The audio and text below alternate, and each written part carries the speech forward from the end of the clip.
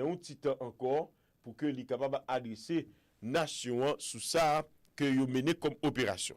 Et comme nous t'avons dit déjà, pour certaines informations qui est précises, n'a partagé avec vous, c'était depuis le 2 septembre et que le gouvernement a mené attaque Silao. Mais Nicolas Maduro, il y a 6 ans qui passent de ça depuis, li sous 4 sous liste pays les États-Unis comme moun y a plus recherché. D'ailleurs, dans la première version Donald Trump là, tu gagné un montant de 15 millions de dollars que Donald Trump t'a offert à quelques soit moun qui t'a aidé yo rivé mettre main sur Nicolas Maduro. Monsieur vient aller et puis qu'on y a là Joe Biden vient prendre pouvoir, Joe Biden augmenter capital l'argent qui était offert pour tête Nicolas Maduro. Administration Biden non mettait à 25 000. Lorsque Biden vient aller, Donald Trump vient retourner 25 millions alors, il vient aller et puis il mettait un lot 25 millions, il mettait là 50 millions de dollars pour quel que soit mon 50 millions de dollars souple pour quel que soit mon qui était bayo information qui côté Maduro exactement pour arriver mais dans quoi États-Unis viennent déclencher une opération officielle le 2 septembre côté que yo mettait dans la mer Caraïbe avec Pacifique là yon bateau de guerre pays les États-Unis qui portait nom yon ancien président qui est Gerald Ford. Eh bien, bateau ça, yon considéré comme une plus gros, si c'est pas plus gros bateau militaire que pays les États-Unis li gagné. Aboli, li gagné 15 000 troupes. Yon quantité flotte, yon quantité avion avec hélicoptère de guerre, l'autre bateau qui capable également sous-marin plonger dans la mer en bas de l'eau, al chercher moun ou bien al chercher information, mener opération. États-Unis commencé opération ça le 2 septembre, gagné environ 121 personnes qui perdu la vie dans 36 bateaux que vous qualifiez de bateaux qui portaient drogue dealer qui crasé. États-Unis également saisi 2 gros bateaux, 2 tanks gaz pays Venezuela, un troisième té sous route. États-Unis li déclaré bail le monde et que avion pas sorti dans ciel pays Venezuela aller l'autre côté, ni avion pas sorti dans l'autre pays pour entrer dans ciel pays Venezuela. États-Unis bloqué. États-Unis également prend une décision lorsque ils campé dans la Caraïbe avec Pacifique là, ils bloqué et toute activité et commerce qui t'a fait entre Venezuela ensemble avec le reste monde blanc. États-Unis a gagné également comme objectif pour lui camper ou bien mettre notre difficulté régime cubain. Eh bien régime ça nous connaît Casso a dirigé petit frère, eh bien il faut connaître que yo font gens pour être capable de diminuer capacité tous les deux régimes ça à the same time. Yo bloqué commerce gaz qui a fait entre Cuba et Venezuela puisque Venezuela était plus gros pays dans le monde qui gagnait réserve gaz. Donc État et Venezuela la vend gaz à aussi de pays mais comme amis comme alliés que le gagne Cuba c'est plus beau amis li vend ni gaz à bon marché également. Et pardon, dans affaire gaz ça nous ka fait un TV rapide sur Haïti, nous songer à faire Petro-Caribéa, c'est gaz que pays Venezuela, l'argent Venezuela dans affaire Gaza, l'été bail était prêté à pays d'Haïti, mais pour un petit cal intérêt et que bien c'était ça c'est cadeau Venezuela fait Haïti cadeau l'argent c'est là et que nous connaissons comment le passer dans gagotte. Nous connaissons comment le passer. Nous pas besoin de chita sur lui parce que c'est pas lui qui sujet principal nous. Sujet principal là c'est arrestation, c'est capture du président vénézuélien Nicolas Maduro ensemble avec Madame Ni et un petit garçon qui également nommé autorité américaine. Et bien, vous montrez nos photos là, encore comme nous disons, monsieur Abgué là, pour arriver dans la cour de New York pour remettre libre autorité judiciaire. Coup d'âme commence à tirer bien bonheur dans la nuit hier soir pour arriver matin dans la capitale la Caracas. Monsieur gagné hélicoptère américain, il dit qui effleuré, qui prend balle. Est-ce que les rétés non, il dit que le jeune moyen quand même pour sauver qui était capitale vénézuélienne pour capable aller peut-être sous la mer, aller côté bateau de guerre, ça capable de recevoir hélicoptère américain qui t'a mené action.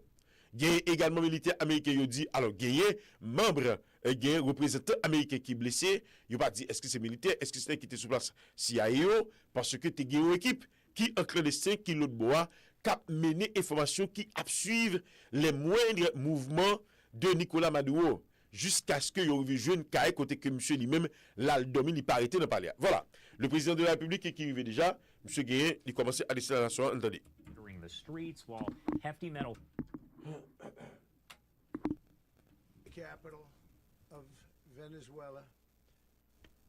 Overwhelming American military power, air, land, presidency was used to launch a spectacular assault, and it was an assault like people have not seen since World War II. It was a force against a heavily fortified military fortress in the heart of Caracas to bring outlaw dictator Nicolas Maduro to justice.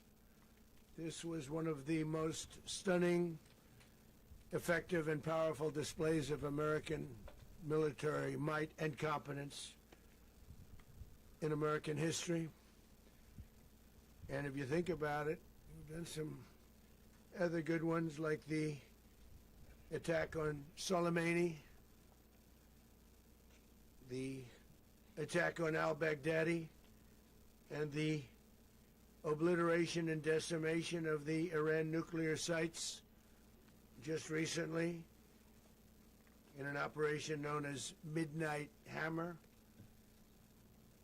all perfectly executed and done. No nation in the world could achieve what America achieved yesterday, or frankly in just a short period of time. All Venezuelan military capacities were rendered powerless as the men and women of our military, working with U.S. law enforcement, successfully captured Maduro in the dead of night. It was dark. The lights of Caracas were largely turned off due to a certain expertise that we have. It was dark and it was deadly. But captured along with his wife, Celia Flores, both of whom now face American justice. Maduro and Flores have been indicted in the Southern District of New York, Jay Clayton, for their campaign of deadly narco-terrorism against the United States and its citizens. I want to thank the men and women of our military who achieved such an extraordinary success overnight with breathtaking speed, power, precision, and competence. You rarely see anything like it. You've seen some raids in this country that didn't go so well. They were an embarrassment. If you look back to Afghanistan, or if you look back to the Jimmy Carter days, they were different days. We're a respected country again, maybe like never before. These highly trained warriors, operating in collaboration with U.S. law enforcement, caught them in a very ready position. They were waiting for us. They knew we had many ships out in the sea, just sort of waiting. They knew we were coming. So they were in a ready, what's called a ready position. But they were completely overwhelmed and very quickly incapacitated. If you would have seen what I saw last night, you would have been very impressed. I'm not sure that you'll ever get to see it, but it was an incredible thing to see. Not a single American service member was killed, and not a single piece of American equipment was lost. We had many helicopters, many planes, many people involved in that fight. But think of that, not one piece of military equipment was lost, not one service member was, more importantly, killed. The United States military is the strongest and most fearsome military on the planet by far, with capabilities and skills our enemies can scarcely begin to imagine. We have the best equipment anywhere in the world. There's no equipment like what we have, and you see that even if you just look at the boats. You know, we've knocked out 97% of the drugs coming in by sea. 90%. Each boat kills 25, on average, 25,000 people. We knocked out 97%. And those drugs mostly come from a place called Venezuela.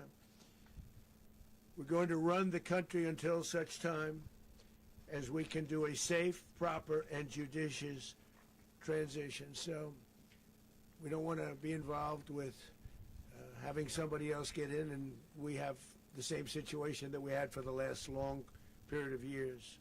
So we are going to run the country until such time as we can do a safe, proper, and judicious transition. And it has to be judicious, because that's what we're all about. We want peace, liberty, and justice for the great people of Venezuela, and that includes many from Venezuela that are now living in the United States and want to go back to their country. It's their homeland. We can't take a chance that somebody else takes over Venezuela that doesn't have the good of the Venezuelan people in mind. We've had decades of that. We're not going to let that happen.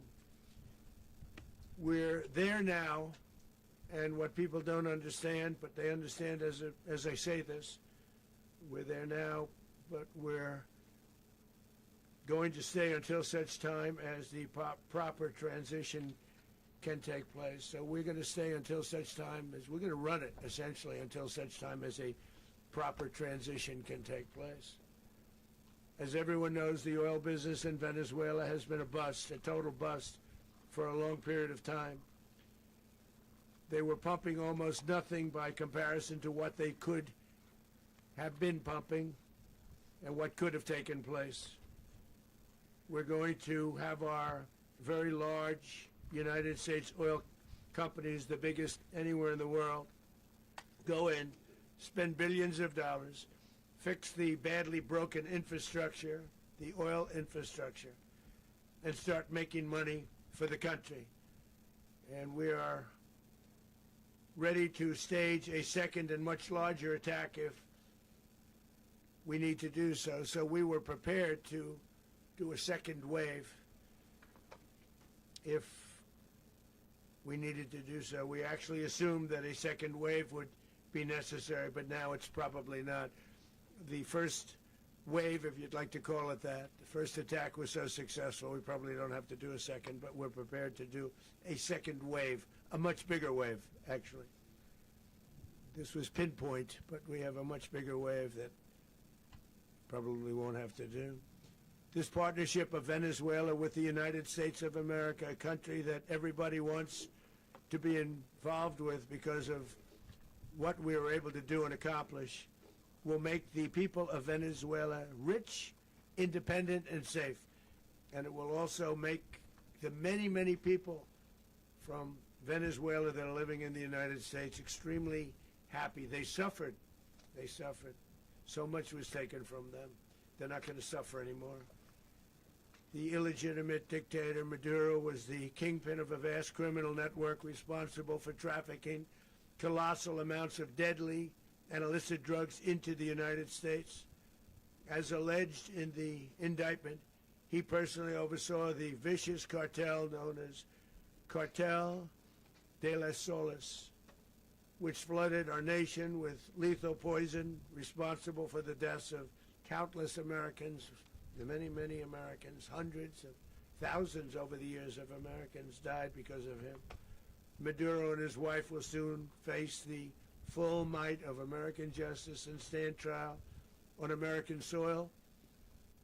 Right now they're on a ship. They'll be heading to ultimately New York, and then a decision will be made, I assume, between New York and Miami or Florida. But we have people where the overwhelming evidence of their crimes will be presented in a court of law. And I've seen it. I've seen what we have. It's both horrible and breathtaking that something like this could have been allowed to take place.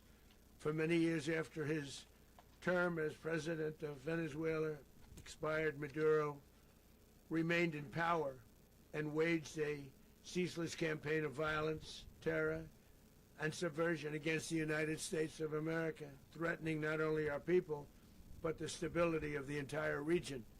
And you all saw it. In addition to trafficking gigantic amounts of illegal drugs that inflicted untold suffering and human destruction all over the country, all over in particular the United States, Maduro sent savage and murderous gangs, including the bloodthirsty prison gang Tren de Aragua, to terrorize American communities nationwide. And he did indeed. They were in Colorado. They took over apartment complexes. They cut the fingers off people if they called police. They were brutal, but they're not so brutal now. And I just have to congratulate our military, Pete and everybody, and our National Guard, because the job that they've done, whether it's in Washington, D.C., where we have a totally safe city, where it was one of the most unsafe cities anywhere in the world, frankly, and now we have no crime in Washington, D.C. We haven't had a killing. We had the terrorist attack a few weeks ago. A little bit of a different kind of a threat, but we haven't had a killing in a long period of time, 6, 7 months. We used to have two, on average, 2 a week in Washington, our capital. We don't have that anymore. The restaurants are opening. Everyone's happy. They're going, they're walking their daughters, they're walking their children, their wives, they walk to restaurants. Restaurants are opening all over Washington, D.C. So I want to thank the National Guard. I want to thank our military. And I want to thank law enforcement. It's been amazing. And they should do it with more cities. We're doing it, as you know, and we're doing it in Memphis, Tennessee right now, and crime is down. We've just sort of started a few weeks ago, but crime is down now 77%. And the governor of Louisiana called, great person, and he wanted us to help him, as you know, in a certain very nice part of Louisiana, and we have done that. It was a rough section, and we have crime down. I understand it's down to almost nothing already after 2.5 weeks. New Orleans, it's down to almost nothing, and we've only been there for 2.5 weeks. Can't imagine why governors wouldn't want us to help. We also helped, as you know, in Chicago, and crime went down a little bit there. We did a very small help because we had no working ability with the governor. The governor was a disaster, and the mayor was a disaster. But it knocked down crime. But we're pulling out of there when they need us. We'll know. You'll know. You'll be writing about it. And likewise, Los Angeles, where we saved Los Angeles early on, where the head of the police department made a statement that if the federal government didn't come in, we would have lost Los Angeles. That's long after the fires. That's when they had the riots in Los Angeles. We did a great job. Got no credit for it whatsoever, but that's okay. It doesn't matter. We don't need the credit. But we'll be pulling out when they need us. They'll call, or we'll go back if we have to. We'll go back. But we did a great job in various cities. But the place that we're very proud of is Washington, D.C., because it's our nation's capital. We took it from being a crime-ridden mess to being one of the safest cities in the country. But the gangs that they sent raped, tortured, and murdered American women and children. They were in all of the cities I mentioned, Tren de Aragua. And they were sent by Maduro to terrorize our people, and now Maduro will never again be able to threaten an American citizen or anybody from Venezuela. There will no longer be threats. For years I've highlighted the stories of those innocent Americans whose lives were so heartlessly robbed by this Venezuelan terrorist organization. Really one of the worst. One of the worst, they say the worst. Americans like 12-year-old Jocelyn Nungary from Houston. Beautiful Jocelyn Nungary, what happened to her? They, as you know, they kidnapped, assaulted, and murdered by Tren de Aragua animals. They murdered Jocelyn and left her dead under the bridge. There was a bridge that will never be the same to so many people after seeing what happened. As I've said many times, the Maduro regime emptied out their prisons, sent their worst and most violent monsters into the United States to steal American lives. And they came from mental institutions and insane asylums. They came from prisons and jails.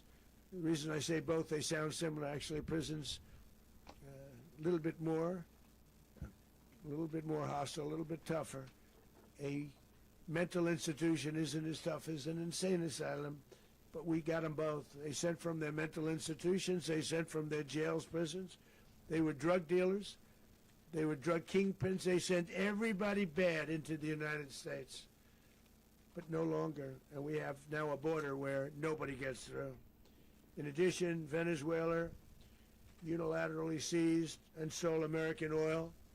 American assets and American platforms, costing us billions and billions of dollars. They did this a while ago, but we never had a president that did anything about it. They took all of our property. It was our property. We built it. And we never had a president that decided to do anything about it. Instead, they fought wars that were 10,000 miles away. We built Venezuela oil industry with American talent, drive, and skill, and the socialist regime stole it from us during those previous administrations, and they stole it through force.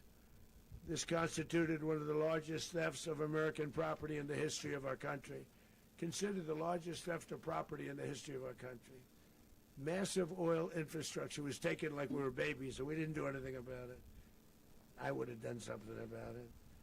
America will never allow foreign powers to rob our people or drive us back into and out of our own hemisphere. That's what they did. Furthermore, under the now deposed dictator Maduro, Venezuela was increasingly hosting foreign adversaries in our region and acquiring menacing offensive weapons that could threaten U.S. interests and lives. And they used those weapons last night. Potentially in league with the cartels operating along our border. All of these actions were in gross violation of the core principles of American foreign policy, dating back more than 2 centuries, and not anymore. All the way back, it dated to the Monroe Doctrines, and the Monroe Doctrine is a big deal, but we've superseded it by a lot, by a real lot. They now call it the Monroe Document. I don't know. It's Monroe Doctrine. We sort of forgot about it. It was very important, but we forgot about it. We don't forget about it anymore. Under our new national security strategy, American dominance in the Western Hemisphere will never be questioned again. Won't happen. So just in concluding, for decades, other administrations have neglected or even contributed to these growing security threats in the Western Hemisphere. Under the Trump administration, we are reasserting American power in a very powerful way in our home region. And our home region is very different than it was just a short while ago. The future will be, and we did this in my first term. We had great dominance in my first term, and we have far greater dominance right now. Everyone's coming back to us. The future will be determined by the ability to protect commerce and territory and resources that are core to national security. These are core to our national security. Just like tariffs are, they've made our country rich, and they've made our national security strong, stronger than ever before. But these are the iron laws that have always determined global power. And we're going to keep it that way. We will secure our borders. We will stop the terrorists. We will crash the cartels, and we will defend our citizens against all threats, foreign and domestic. Other presidents may have lacked the courage or whatever to defend America, but I will never allow terrorists and criminals to operate with impunity against the United States. This extremely successful operation should serve as warning to anyone who would threaten American sovereignty or endanger American lives. Very importantly, the embargo on all Venezuelan oil remains in full effect. The American Armada remains poised in position, and the United States retains all military options until United States demands have been fully met and fully satisfied. All political and military figures in Venezuela should understand what happened to Maduro can happen to them, and it will happen to them if they aren't just fair even to their people. The dictator and terrorist, Maduro, is finally gone in Venezuela. People are free. They're free again. It's been a long time for them, but they're free. America is a safer nation this morning. It's a prouder nation this morning because it didn't allow this horrible person and this country that was doing very bad things to us It didn't allow it to happen. And the Western Hemisphere is right now a much safer place to be. So I want to thank everybody for being here. I want to thank General Raisin Kane. He's a fantastic man. I've worked with a lot of generals. I worked with some I didn't like. I worked with some I didn't respect. I worked with some that just weren't good. But this guy is fantastic. I watched last night one of the most precise attacks on sovereignty. I mean, it was an attack for justice. And I'm very proud of him, and I'm very proud of our Secretary of War, Pete Hegseth, who I'm going to ask to say a few words. Thank you very much. Mr. President, can you explain how the U.S. will run Venezuela? Well, thank you, Mr. President. Finally, a commander-in-chief the world respects and the American people deserve. And as the President said, words can barely capture the bravery and the power and the precision of this historic operation. A massive joint military and law enforcement raid flawlessly executed by the greatest Americans our country has to offer. American warriors are second to none, the best in the world and the best of our country. What all of us witnessed last night was sheer guts and grit, gallantry, and glory of the American warrior.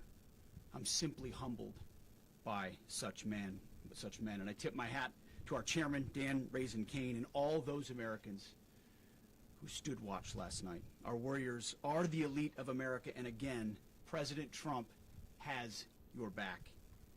No other country on planet Earth, and it's not even close, could pull this kind of operation off. And no other president has ever shown this kind of leadership, courage, and resolve. The most powerful combination the world has ever seen. As the President said, our adversaries remain on notice. America can project our will anywhere, anytime.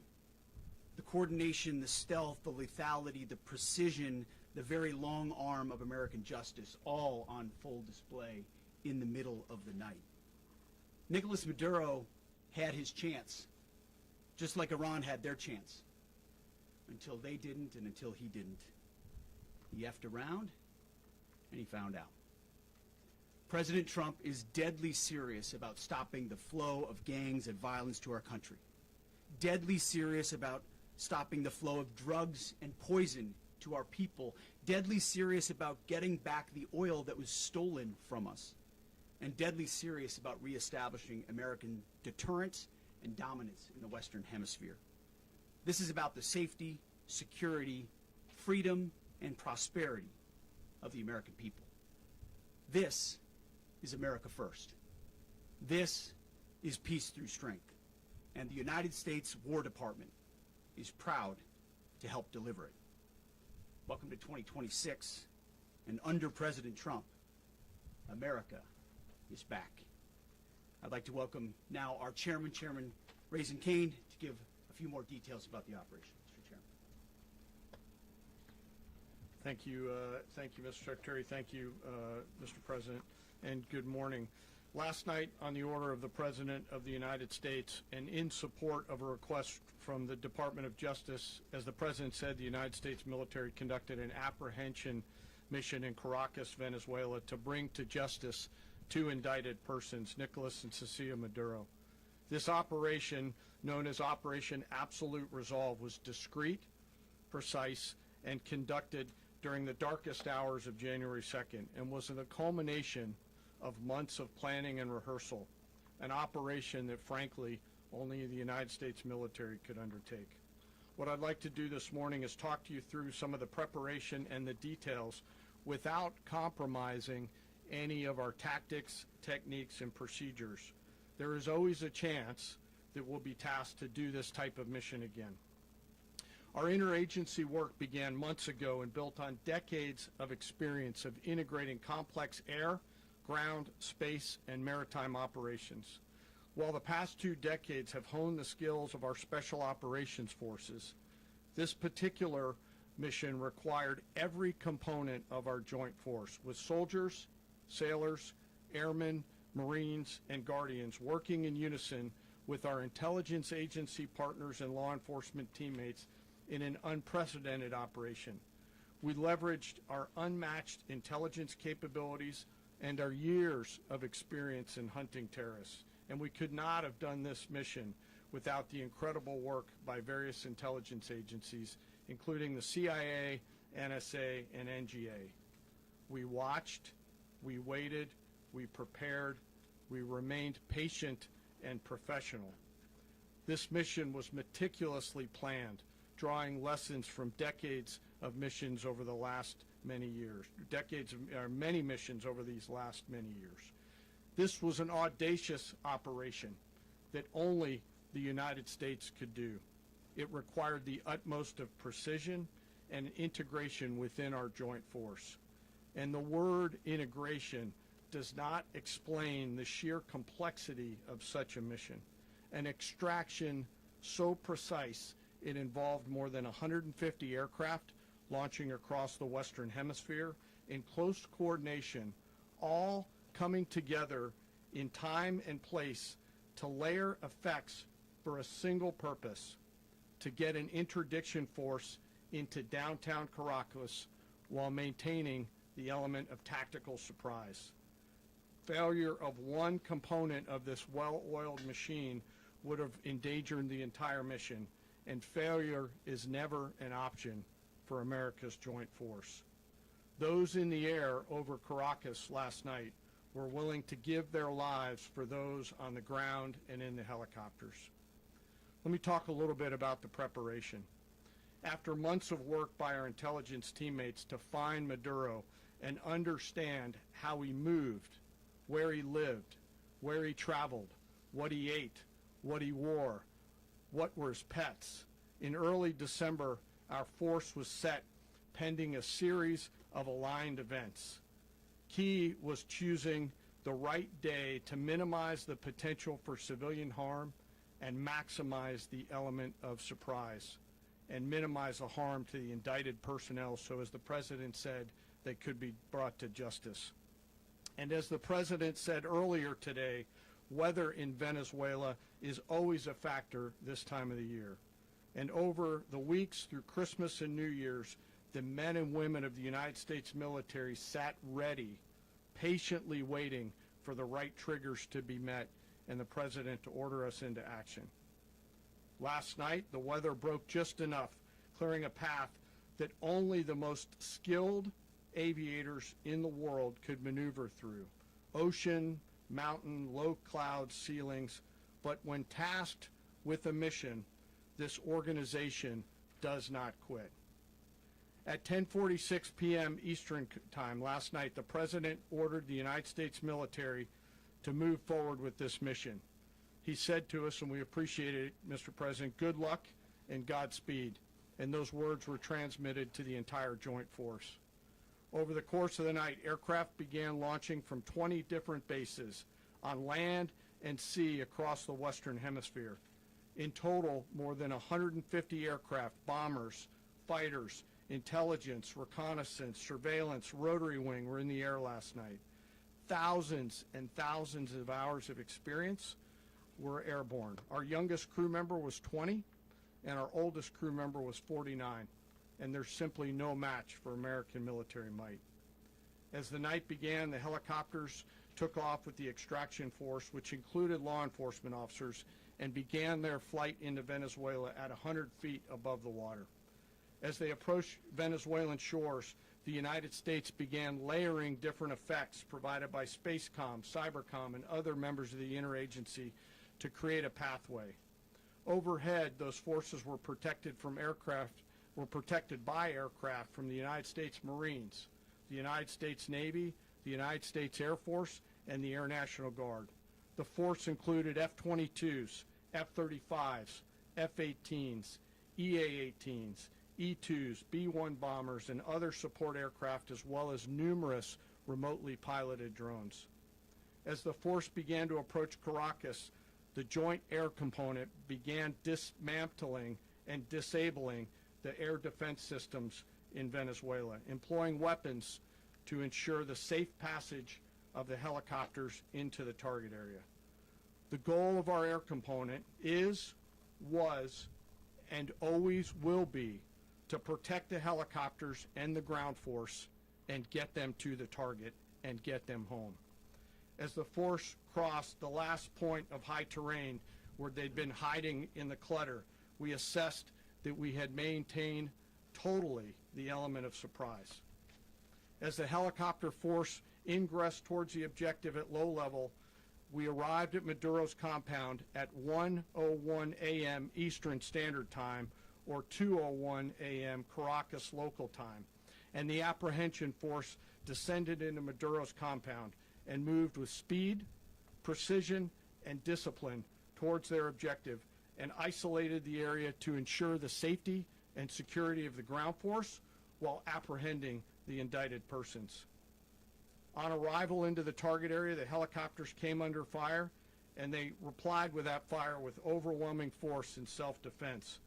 One of our aircraft was hit but remained flyable, and as the President said earlier today, all of our aircraft came home, and that aircraft remained flyable during the rest of the mission.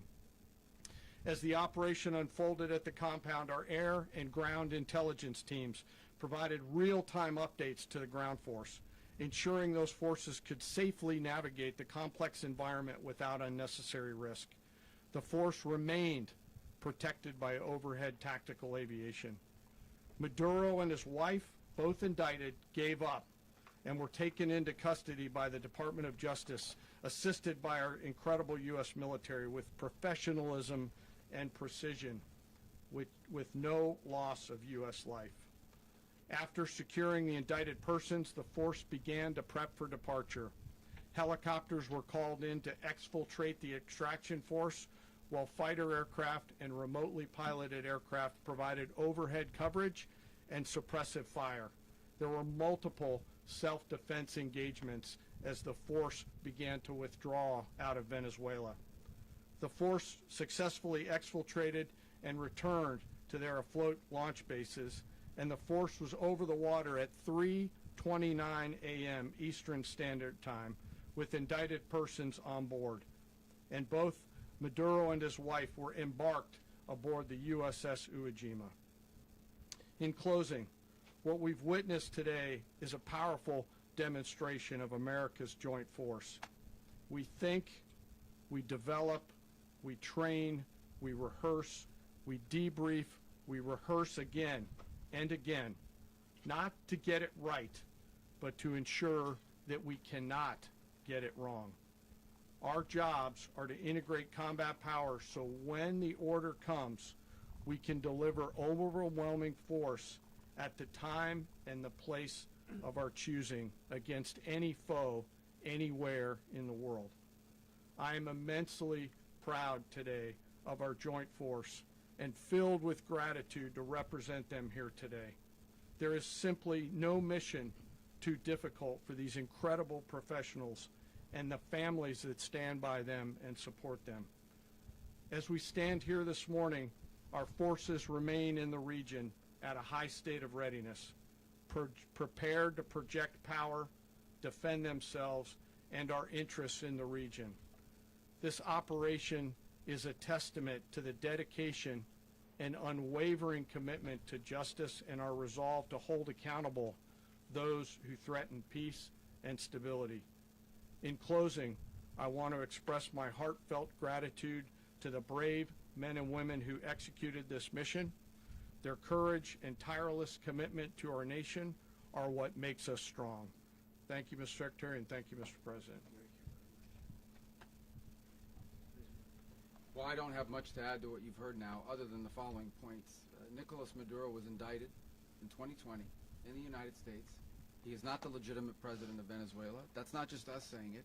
The first Trump administration, the Biden administration, the second Trump administration, none of those three recognized him. He's not recognized by the European Union and multiple countries around the world. He is a fugitive of American justice with a $50 million reward, which I guess we saved $50 million. And We should make sure. yeah, exactly. But Don't let anybody claim it. Nobody deserves it but us. But I want to be clear about one thing. Nicolas Maduro had multiple opportunities to avoid this. He was provided multiple very, very, very generous offers and chose instead to act like a wild man, chose instead to play around. And the result is what we saw tonight. The other message here is the following. You have a guy, like many people around the world, they like to play games. You have a guy who decides he's going to invite Iran into his country is going to, do the confiscation of American oil companies, is going to flood our country with gang members, is going to take Americans prisoner and try to hold them for hostage and trade them like he was able to do with the Biden administration. Basically likes to play games all this time and thinks nothing's going to happen. And I hope what people now understand is that we have a president. The 47th president of the United States is not a game player. When he tells you that he's going to do something, when tells you he's going to address a problem, he means it. He actions it. I can tell you, I've watched this process now for 14, 15 years, been around it. Everybody talks. I'm going to do this. I'm going to do that. When I get there, we're going to do this. We're going to take. This is a president of action. Like, I don't understand yet how they haven't figured this out. And now, if you don't know, now you know. Because this is the way it's going to play out. And I think people need to understand that this is not a president that just talks and does letters and press conferences. And, if he says he's serious about something, he means it. And this is something that was a direct threat to the national interest of the United States, and the president addressed it. There's a president of peace, by the way. I told you what I just said earlier. This guy had multiple opportunities to find his way somewhere else and figure out another. He could have been living somewhere else right now very happy, but instead he wanted to play big boy. And so now, he's got other sets of problems on his hands. And but I think the message here should be for the world. Look, the president doesn't go out looking for people to pick fights with. He's not, generally wants to get along with everybody. We'll talk and meet with anybody, but don't play games. Don't play games with this president's in office, because it's not going to turn out well. And so I hope that, I guess that lesson was learned last night, and we hope it'll be instructive moving forward. Is that a message for Cuba? Mr. President. Mr. President. You said that the U.S. is going to run Venezuela, so who's in power right now? Well, we're going to be running it with a group, and we're going to make sure it's run properly. We're going to rebuild the oil infrastructure, which will cost billions of dollars. It'll be paid for by the oil companies directly. They will be reimbursed for what they're doing, but it's going to be paid. And we're going to get the oil flowing the way it should be. As you know, it was just a minor flow. It was actually a minor flow for what they have. But we're going to run it properly, and we're going to make sure the people of Venezuela are taken care of. We're going to make sure the people that were forced out of Venezuela by this thug are also taken care of. Mr. President. Does the U.S. running the country mean that U.S. troops will be on the ground? How will that work? Well, they always say boots on the ground. So we're not afraid of boots on the ground if we have to have. We had boots on the ground last night at a very high level, actually. We're not afraid of it. We don't mind saying it. But we're going to make sure that that country is run properly. We're not doing this in vain. This is a very dangerous attack. This is an attack that could have gone very, very badly. Could have gone very badly. We could have lost a lot of people last night. We could have lost a lot of dignity. We could have lost a lot of equipment. The equipment is less important, but we could have lost a lot. And we're going to make sure that this is proper. We're there now. We're ready to go again if we have to. We're going to run the country right. It's going to be run very judiciously, very fairly. It's going to make a lot of money. We're going to give money to the people. We're going to reimburse people that were taken advantage of. We're going to take care of everybody. It's very important. We couldn't let them get away with it. They stole our oil. We built that whole industry there, and they just took it over like we were nothing. And we had a president that decided not to do anything about it. So we did something about it. We're late, but we did something about it. Yeah, please. Mr. President, can you explain the exact mechanism by which you're going to run the country? Are you going to designate a U.S. official to coordinate? It's all being done right now. We're designating people. We're talking to people. We're designating various people, and we're going to let you know who those people are. Mr. President. What's the group you mentioned that would run Venezuela? Well, it's largely going to be, for a period of time, the people that are standing right behind me. We're going to be running it. We're going to be bringing it back. It's a dead, I talk about a dead country. A year and a half ago, we were a dead country. Now we're the hottest country anywhere in the world. We're a country doing better than any country anywhere in the world. And it required leadership. Venezuela has a lot of bad people in there, a lot of bad people that shouldn't be leading. We're not going to take a chance that one of those people take over for Maduro. So you can look at, and others, we have fantastic people, including people in the military. So we're going to have a group of people running it until such time as it can be put back on track, make a lot of money for the people, and give people a great way of life, and also reimbursement for people in our country that were forced out of Venezuela. Rubio would be. You said earlier today that you weren't going to back Machado to come back and be the opposition leader in your Fox and Friends interview. And then you also mentioned the vice president of Venezuela. Are you going to work with the vice president of Venezuela, or how do you foresee the relationship Well, I going? understand she was just sworn in, but she was, as you know, picked by Maduro. So Marco's working on that directly. He just had a conversation with her, and she's essentially willing to do what we think is necessary to make Venezuela great again. Very simple. Mr. President, Colombian President Gustavo Petro, a couple weeks ago, he said he's got to watch his ass. And today, he said he's not concerned about anything happening to him in the aftermath of this operation. So, just what your message is Well, about he that. has cocaine mills. He has factories where he makes cocaine. And yeah, I think I stick by my first statement. He's making cocaine. They're sending it into the United States. So he does have to watch his ass. Mr. President, did you notify any members of Congress in advance? Marco, do you want to talk about that? Because you were involved in it. Sure. We call members of Congress immediately after. This was not the kind of mission that you can do congressional notification on. It was a trigger-based mission in which conditions had to be met night after night. We watched and monitored that for a number of days. So it's just simply not the kind of mission you can call people and say, hey, we may do this at some point in the next 15 days.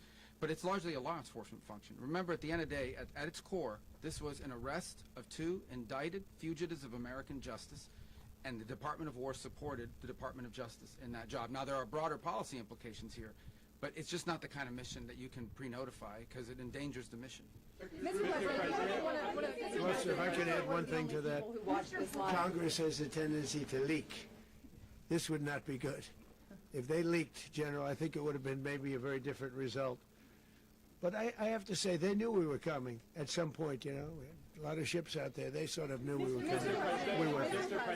But Congress will leak, and we don't want leakers. Mr. President, you were one of the only people to watch this all play out live. What was Maduro doing when the U.S. forces entered what I assume would be his home? And also, was there any point where the U.S. was considering if Maduro pushed back or resisted killing Maduro?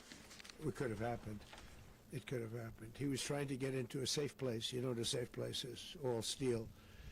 And he wasn't able to make it to the door because our guys were so fast. They went through the opposition so fast. And there was a lot of opposition. You know, people were wondering, do we get them by surprise? Sort of surprised, but they were waiting for something. It was a lot of opposition. There was a lot of gunfire. You saw some of it today. But he was trying to get to a safe place, which wasn't safe because we would have had the door blown up in about 47 seconds, they say on average, regardless of how thick the steel was. It was a very thick door. It was a very heavy door, but he was unable to get to that door. He made it to the door. He was unable to close it. So where is Maduro going to be? Go ahead, finish. Where is Maduro going to be in the time being right now? Do you know his exact whereabouts? Well, eventually, ultimately, in the near future, he's going to be brought to New York. And where is he going to be held? Where is he going to be held in New York? Do you know? That's going to be up to the officials that do these things. Mr. President, the U.S. has something of a mixed track record of ousting dictators without necessarily a plan for what comes afterwards. Did that weigh on your decision? Well, that's when we had different presidents, but with me, that's not true. With me, we've had a perfect track record of winning. We win a lot, and we win. If you look at Soleimani, you look at al-Baghdadi, you look at the Midnight Hammer. Midnight Hammer was incredible. Right now, you wouldn't have peace in the Middle East. We have essentially peace in the Middle East because of that. If we weren't successful with Midnight Hammer, you wouldn't have peace in the Middle East. So, with me, you've had a lot of victory. You've had only victories. You've had no losses. Yeah. Mr. President, can you?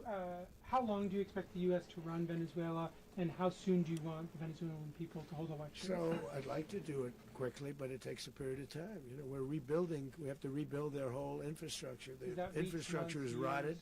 It's actually very dangerous. It's blow-up territory. Oil is very dangerous. It's a very dangerous thing to take out of the ground.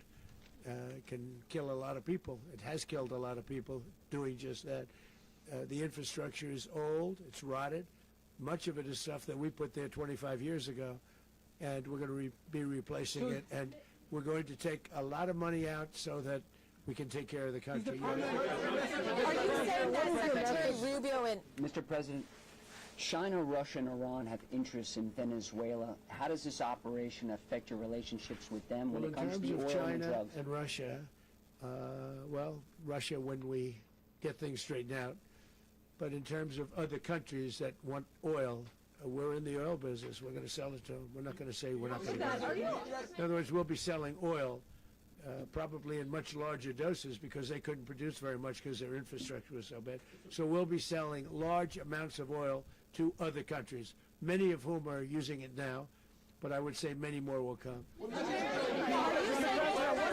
Are you saying that, Mr. President, are you saying that, oh, Mr. President, thank you. What is your message to the people of Venezuela today? Of course, the civilian population specifically, they have a lot of questions. What is your message to the people of That Venezuela? you're going to have peace, justice. You're going to have some of the riches that you should have had for a long period of time. It was stolen from you. But you're going to have peace and you're going to have safety. You're going to have justice. You're going to have a country. You're going to have a real country. You're going to have potentially a great country. You know, if you go back 20 years, maybe even a little longer ago, that was a great country. And they destroyed it. Remember I said that if we lose this election, the United States will be Venezuela on steroids. That's what would have happened. Had we lost the election, the 2024 election, we suffered so badly. When you look at the border from 2020, what they did, what Joe Biden administration did to our country should never be forgotten. But if we had to go through another year of that, we would be exactly where Venezuela was in terms, I used to say, if they win, we're going to be Venezuela on steroids, and that's what would have happened. President, thank you. Are you saying that Secretary Hegseth and Rubio are going to be running Venezuela, and will you be sending in U.S. military They're going troops to be to a team provide? that's working with the people of Venezuela to make sure that we have Venezuela right. Because for us to just leave, who's going to take over? I mean, there is nobody to take over. You have a vice president who's been appointed by Maduro, and right now she's the vice president, and she's, I guess, the president. She was sworn as president just a little while ago. She had a long conversation with Marco, and she said, we'll do whatever you need. I think she was quite gracious, but she really doesn't have a choice. We're going to have this done right. We're not going to just do this with Maduro, then leave like everybody else, leave and say, you know, let it go to hell. If we just left, it has zero chance of ever coming back. We'll run it properly. We'll run it professionally. We'll have the greatest oil companies in the world go in and invest billions and billions of dollars and take out money, use that money in Venezuela. And the biggest beneficiary are going to be the people of Venezuela. And also, I can't stress this strongly enough, the people that got thrown out of Venezuela that are now in the United States, and frankly, some want to stay and some probably want to go back. Yeah. So, Mr. President, what is being done to protect Americans in the country, and were any of the detained Americans Well, right now they're rescued very last protected night? because nobody's going to mess with us. They're very protected. The people of, and we let them know that you better not touch one of them. Are you concerned that bad elements of the Maduro regime will remain in place? Well, we know who they are. We're on them, and they're acting much differently now than they would have acted 2 days ago. And what can you Okay, say wait, about behind you, please. Mr. President, why is running a country in South America America first? Well, I think it is because we want to surround ourselves with good neighbors. We want to surround ourselves with stability.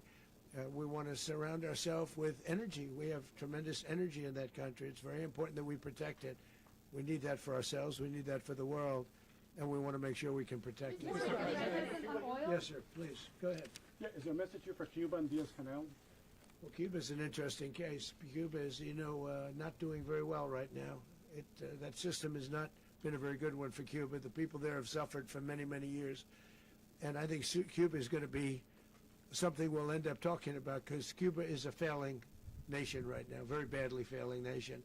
And we want to help the people. It's very similar in the sense that we want to help the people in Cuba, but we want to also help the people that were forced out of Cuba and living in this country. Do you want to say something about that, Marco, please? Well, I mean, I just gave you a statement a few minutes ago about, you know, when the president speaks, you should take him seriously. So suffice it to say, you know, Cuba is a disaster. It's run by incompetent, senile men, and in some cases, not senile, but incompetent nonetheless. It has no economy. It's in total collapse. And by the way, you know, they were, you know, all of the guards that helped protect Maduro, this is well known, their whole spy agency, all that were full of Cubans. I mean, they basically, it's amazing. This poor island took over Venezuela in some cases. One of the biggest problems that Venezuelans have is they have to declare independence from Cuba. They tried to basically colonize it from a security standpoint. So, yeah, look, if I lived in Havana and I was in the government, I'd be concerned, at least a little bit. Cutting off the oil flow to Cuba from Venezuela? Well, the president already announced a week ago that anything that's sanctioned, it's sanctioned oil, it's not going to be allowed to get there. So that's an egregious... The answer is yes. Mr. President, Yeah. Is the U.S. aware of the location of opposition leader Machado, and have you been in contact with her? No, we haven't. No, we haven't. Après, rappelons branché Pistaz, radio et télévision avait suivi conférence de presse que le chef de l'État américain, accompagné de certains ministres de son cabinet, a payé après il capturé Nicolas Maduro. Is it possible that the U.S. ends up administrating Venezuela for years? Well, it won't cost us anything because the money coming out of the ground is very substantial, so it's not going to cost us anything. So the U.S. isn't going to dedicate we any will. money to... Well, we want safety there. We want to be surrounded by countries that aren't housing all of our enemies all over the world. That's what was happening, and you don't want to have that.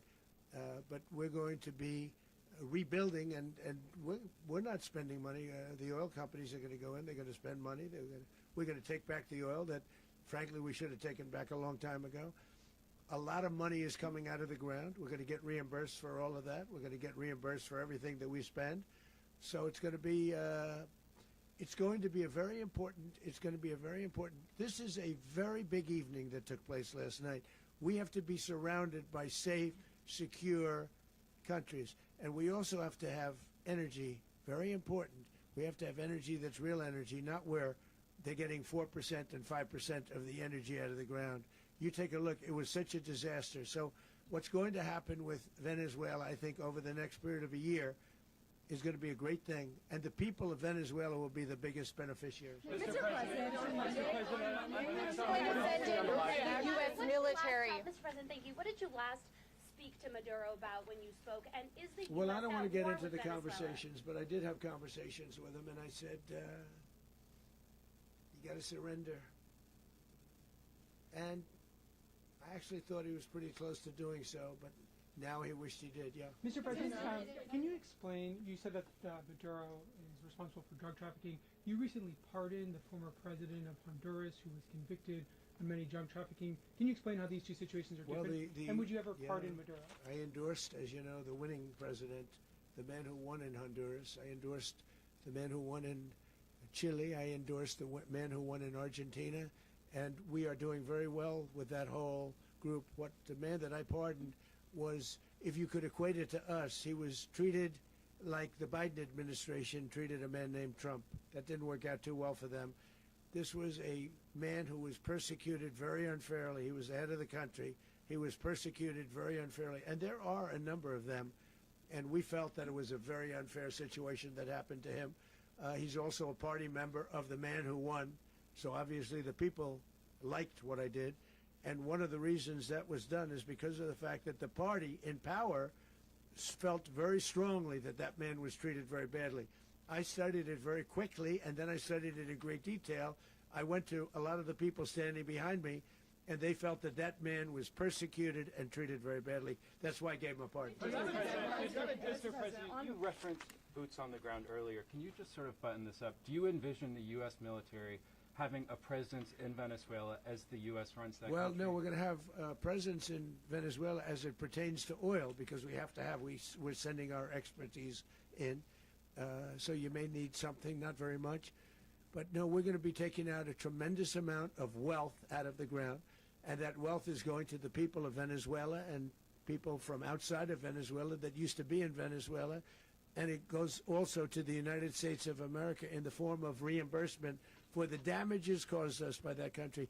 So I want to thank you all very much. Thank you. Do you have one? Yes, please. You were so nice before. I'm going to give you the final question. Go Thank ahead. you, Mr. Unless it's a President. bad question, in It's which about case I'll Putin. go one word. It's about who? It's about Putin, if you want. About Putin. Well, Okay. that's always nice You to had a talk phone. about Putin. You had a phone call with him Yeah. on Monday. Did he talk at all about Maduro? Did y'all talk about this? No, we didn't. And We then- never spoke about Maduro. Are you mad at him right now? I mean, there's this I'm not intelligence. thrilled with Putin. I'm not thrilled with Putin. He's killing too many people. There was that I intelligence. thought that would be so. I settled 8 1/4 war. You know what the 1 quarter was? Thailand and Cambodia. I did it again. They broke out, and I did it in about 5 hours, and I settled it. I'm giving myself 1 quarter, so I'm up to now 8 1/4. In other words, I settled the war, but then they broke out. They had a pretty bad breakout over the last 4 days. I got them to go back to peace, so I only give 1 quarter. I thought the easiest one would be, one of the easier ones would be Russia, Ukraine. It's not, and they both have done some pretty bad things. And look, that's Biden's war. That's not my war. But I want to stop the lives. Did you see where last month, 30,000, it was 27,000 the month before. 30,000, mostly soldiers, were killed this last month. 30,000. I want to stop that. You know, I got NATO to pay 5% instead of the 2% that they weren't paying. They weren't paying 2, now they pay 5. And we send them a lot of munitions, we send them a lot of things, missiles and various other things, a lot. And they pay. The United States is not losing money. We're probably making money on that. It's the last thing I care about. I just want to stop all those people. We're losing 25, 30,000 human beings. They come from 2 places that are very far away. But if I can stop, because it's something I've been pretty good at doing, deals, I guess. It's all a deal. Life is a big deal. But if I can stop that war and stop 30,000 young people, in addition to the fact that people are being killed in Kiev, people are being killed in other cities throughout, you know, a much smaller number, but they're being killed, viciously killed. So I'm not happy about it. I thought that would be something that would get solved. We have Mr. Witkoff here. I think that we're making progress, but that's a war that should have never happened. If I were president, it would have never happened.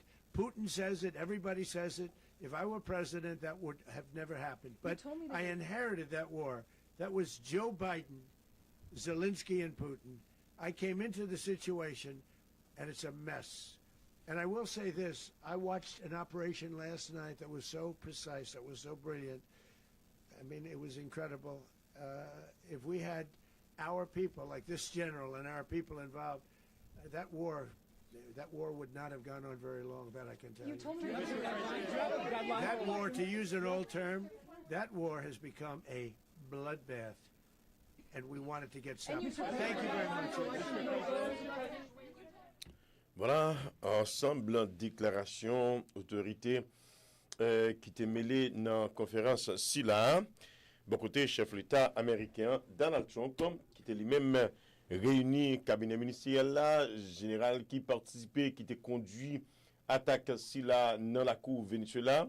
Matin, bien bonheur, monsieur débarqué et puis il a mené opération ça qui s'est réalisée, Jean que autorité américaine sont annoncé là. Donc c'est comme ça situation est pour le moment.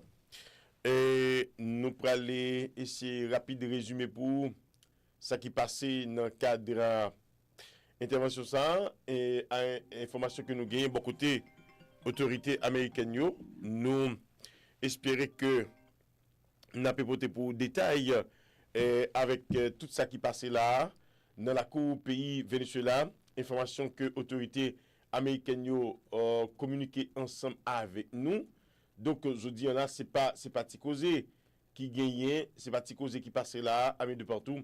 Fidèle branché Pistazio, nous comptons rejoindre nous dans le ça pour que nous capables partager avec vous actualité rapidement. C'est ça que nous allons faire là, nous allons aller et partager avec vous résumé actualité déclaration chef l'État fait. En substance, Donald Trump a annoncé tout le monde non seulement il a arrêté Nicolas Maduro, madame Nielsen une petite lit. Nicolas Maduro avec madame Nigué pour répondre à la question de la justice dans la New York.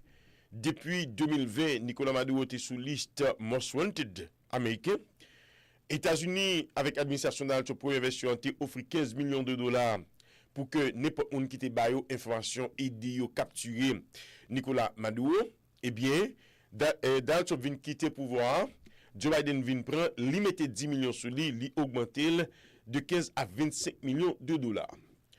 L'État de New York a déclaré Maduro comme un trafiquant de drogue qui permettait que le commerce de drogue ça a fait et les nuits États-Unis selon déclaration chef d'État américain. Donald Trump retourné après qu'il a remporté l'élection, comme il se dit d'ailleurs, il t'a dit à la population et que si c'est pas eux-mêmes qui arrivent remporter l'élection, ça, États-Unis pour retourner dans l'État Venezuela, il peut arriver dans le niveau Venezuela. Donc, comme il a remporté l'élection, ça pas arrivé fait, et que il était gagné un plan pour retirer Nicolas Maduro sous pouvoir, il éviter Nicolas Maduro déjà dans une conversation que vous parlé, il était bah monsieur possibilité pour quitter le pouvoir. Nicolas Maduro était censé sous route pour faire ça, mais il était désisté, il n'a pas quitté le pouvoir selon Donald Trump qui a parlé. Il dit tout et il fait en sorte que je dis États-Unis ont respect à travers le monde. Là il dit on bagaille Marco Rubio c'est porte-parole qui censé dire il dit Donald Trump mine ça le dit la fait. Et je dis à au monde qui pas voulu comme ça, exemple qui passé hier soir pour arriver matin, li quitté pour leçon, donc si vous voulez on comprendre. Donald Trump a annoncé également et que c'est États-Unis qui va diriger le pays Venezuela. OK? C'est un team américain avec quelques Vénézuéliens qui va diriger le pays jusqu'à ce que yo fait élection, yo mette moun que yo censé connaître qui crédible qui capable de diriger le pays. Il pas d'accord pour que vous fait intervention ça, puis tu as quitté le pays by l'autre partisan Nicolas Maduro pour venir prendre pouvoir dans le pays Venezuela. Il dit d'ailleurs, c'est gaz Venezuela que même été travaillé, il était construit et que Nicolas Maduro avec acolyte yo prend, yo récapté richesse ça pour payer les États-Unis. Il y a un paquet de richesse, un paquet de biens américains que Nicolas Maduro mettait sous responsabilité, eh bien, yo reprend yo. Je dis tout, gagner un série de gros businessmen américains qui pourraient retourner à faire business dans la coupe pays Venezuela. C'est quoi les États-Unis ne peuvent pas le dépenser dans le pays Venezuela, c'est l'argent que vous faites sous terre vénézuélien, dans le gaz là particulièrement, et que vous pouvez l'utiliser. D'ailleurs, il y a bénéficié de lui. Les États-Unis disent pas qu'il n'y a aucun problème, je dis, tout le monde doit connaître, nous pouvons faire commerce gaz avec quel que soit le monde qui voulait, avec gaz pays Venezuela. Il te dit tout, pays Venezuela, 20 ans de ça, son pays riche qu'il était, mais avec Nicolas Maduro, il vient tourner, ça le tourner. D'ailleurs, tu peux comprendre que, il n'y a pas pour eux, je dit que, il y a un soldat américain dans le pays Venezuela, et c'est eux qui ont contrôle là. C'est eux qui ont contrôle là d'ailleurs, et quel que soit le monde, excusez-nous, quel que soit le monde qui comprenne que, vous avez camper en quoi sous ce meilleur, eh bien, résultat, il n'est pas bon pour. Il parle de vice-président que Nicolas Maduro te mettait sous pouvoir, qui était précisément pas trop longtemps de cela. Il dit, Marco Rubio, chef diplomatie, a tenu une conversation ensemble avec Manzer, et que il est d'accord pour le faire ça que les États-Unis m'ont dit. Et d'ailleurs, il n'est pas d'accord autrement parce que la musique connaît tout, il n'est pas d'accord pour bouler. Et image qui vient de nous montrer que la situation n'est pas belle hier soir. Et c'était bien beau le dit matin, il était environ 1h01 lorsque l'attaque ça était commencé. Ce bail qui durait quelques heures, intervention américaine. Général là, montrer en détail plan que tu gagné, différentes unités qui intervenaient at the same time, dans le même moment, une a coordonné avec l'autre, sous-marin en bas de l'eau, avion de guerre, hélicoptère en l'air, et puis, M. Fonjean, il détruit le système électrique pays Venezuela pour que vous mettez un blackout dans le pays, pour que vous soyez capable d'entrer. Tu as gagné une équipe clandestine CIA avec FBI qui était présent déjà souterrain, qui a pu chercher information. Connaît qui ça Maduro manger, qui l'a mangé, qui ça le remet, qui animal que monsieur gagné, qui rade que le mettait. Moindre mouvement, moindre geste que monsieur fait, américain yo connaît.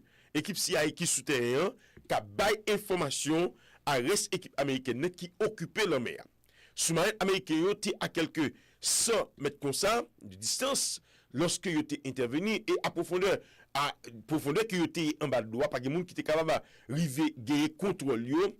Lorsque yo commencé à mettre coup d'armes et que gagner échange, eh bien États-Unis li réagit d'après ça que dans le top dit, yo pas ba détail mais image qui commence à circuler kounya là, image qui commence à dire yo montrer que bataillon était féroce à un niveau donné, à un moment donné alors à un niveau quelconque parce que gagner en pile flamme dans l'air, dans le ciel pays Venezuela, donc ou arriver comment gagner en pile crasé brisé pour que tu es capable d'arriver maîtriser l'armée vénézuélienne, il dit qui était sous deux pieds pour que il capable de faire intervention si la chef d'État fait comprendre que lui-même il pas jouer puisque équipe Biden ou bien équipe qui avait été toujours à parler ou pas faire action, mais lui-même il pas parler, il plus fait action et ça fait ça arrive à là tout un cabouel. Et dernière question qui est importante qui posée à chef d'État, ces positions la Russie dans ce qui passe, monsieur dit d'ailleurs, premièrement, pour ça qui concerne les guerres entre Ukraine et la Russie, il n'est pas content du tout avec Vladimir Poutine comme ça.